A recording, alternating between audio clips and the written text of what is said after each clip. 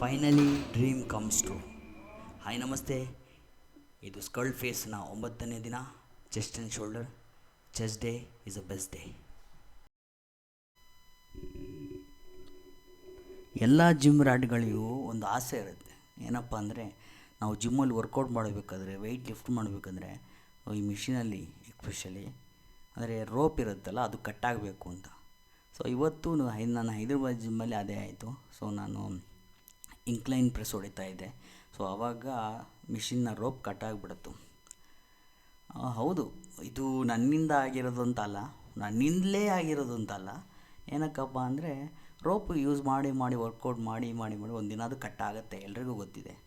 But ಇದು ಹೇಗಪ್ಪ ಅಂದರೆ, ಇವಾಗ ಕ್ರಿಕೆಟಲ್ಲಿ ಯಾರೋ ಚೆನ್ನಾಗಿ ಆಡಿರ್ತಾರೆ, ಒಬ್ಬ ಚೆನ್ನಾಗಿ ಆಡಿರ್ತಾನೆ, ಲಾಸ್ಟ್ಗೆ ಔಟ್ ಆಗಿಬಿಡ್ತಾನೆ. ಆವಾಗ ಲಾಸ್ಟ್ ಮೂಮೆಂಟಲ್ಲಿ ಒಬ್ಬ ಬಂದು ವಿನ್ನಿಂಗ್ ಶಾಟ್ ಹೊಡಿತಾನಲ್ಲ, ಸೊ ಅದ್ರ ಥರ.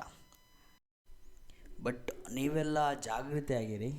ಬಟ್ ನನಗೇನು ಪ್ರಾಬ್ಲಮ್ ಆಗಿಲ್ಲ, ನನಗೇನು ಇಂಜುರಿನ ಆಗಿಲ್ಲ. ಬಿಕಾಸ್ ಅಷ್ಟೇನು ಹೆವಿ ವೆಯ್ಟ್ ಹಾಕಿರಲಿಲ್ಲ ಆ್ಯಕ್ಚುಲಿ.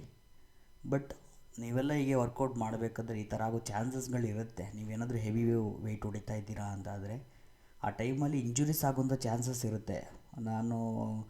ಇದು ನಂದು ಈ ಥರ ಇನ್ಸಿಡೆಂಟ್ 4 ಜಿಮ್ಮಲ್ಲಿ ಆಗಿದೆ.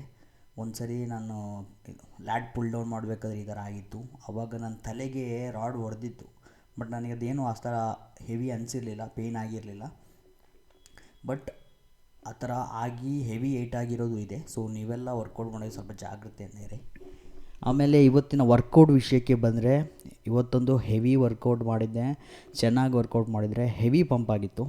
ಅದೇ ರೀತಿ ಪೋಸಿಂಗ್ ಮಾಡೋಣ ಅಂತ ಅಂದ್ಕೊಂಡಿದ್ದೆ. ಬಟ್ ನಾನು ಹೋಗ್ತಾ ಇರೋ ಜಿಮ್ ಸ್ವಲ್ಪ ಚಿಕ್ಕದು, ಆಮೇಲೆ ಜನನೂ ಸ್ವಲ್ಪ ಜಾಸ್ತಿ ಇರ್ತಾರೆ, ಆಮೇಲೆ ಲೇಡೀಸು ಬರ್ತಾರೆ. ಸೊ ಆ ಒಂದು ಕಾರಣಕ್ಕೆ ನನಗೆ ಪೋಸಿಂಗ್ ಎಲ್ಲ ಮಾಡೋಕ್ಕಾಗಿಲ್ಲ.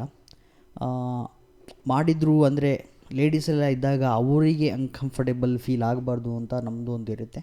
ಸೊ ಅದಕ್ಕೋಸ್ಕರ ನಾನು ಮಾಡೋಕ್ಕೋಗಿಲ್ಲ. ನೆಕ್ಸ್ಟ್ ವೀಡಿಯೋದಲ್ಲಿ ನೋಡೋಣ, ನಾನು ಟ್ರೈ ಮಾಡ್ತೀನಿ. ನಾನು ಮುಂದಿನ ದಿನಗಳಲ್ಲಿ ಟ್ರೈ ಮಾಡ್ತೀನಿ ಪೋಸಿಂಗ್ ಕೂಡ ಮಾಡಿ. ಪೋಸ್ಟ್ ವರ್ಕೌಟ್ ಆದಮೇಲೆ ಯಾವ ರೀತಿ ಬಾಡಿ ಪಂಪೆಲ್ಲ ಇರುತ್ತೆ ಅಂತ ತೋರ್ಸೋಕ್ಕೆ ಟ್ರೈ ಮಾಡ್ತೀನಿ. So thank you for watching. So ಇನ್ನು ಮುಂದೆ ಈ ಥರ ವೀಡಿಯೋಸ್ ಬರ್ತಾ ಇರುತ್ತೆ, ಡೈಲಿ ಬರ್ತಾ ಇರುತ್ತೆ. ಸಪೋರ್ಟ್ ಮಾಡಿ. Thank you so much.